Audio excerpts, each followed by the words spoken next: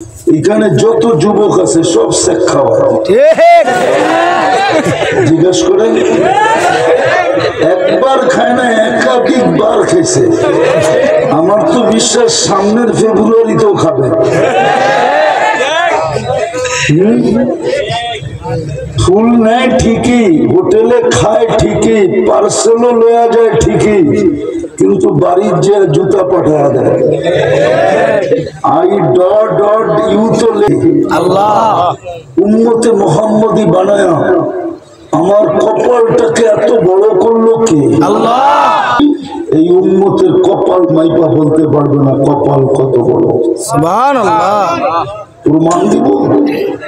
যদি কপাল বড়ই না হইতো তাহলে দানিয়াল আলাইহিস সালামের মতো নবী 2500 বছর কেন অপেক্ষা করতেন? শুধু আমাদের হাতের মাধ্যমে কাফন এবং দাফনের জন্য। সুবহানাল্লাহ। কাফন আর দাফন, কাফন দাফন বুঝেন?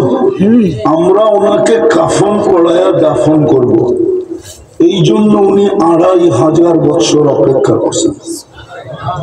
উনি দোয়াই করছিলেন, আল্লাহ আমার কাফন দাফন যেন উম্মতে মুহাম্মদীর হাতে হয়, দুনিয়ার থেকে চলে যাওয়ার পরেও যেন আমাকে সুরক্ষিত রাখা হয়।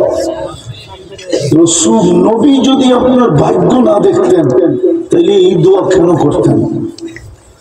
মুসা আলাইহিস সালাম তো তাওরাত কিতাবকে সরায়া দিয়ে বলছিলেন আল্লাহ মাসালুহুম ফিত তাওরাত, কোরআন বলে তাওরাতের পৃষ্ঠায় পৃষ্ঠায় আমাদের কথাই লেখা ছিল, আমাদের পরিচয় লেখা ছিল, আমাদের ইজ্জত সম্মান লেখা ছিল। তো বলছে আল্লাহ দরকার নেই তাওরাত, আমারে উম্মত বানায় না।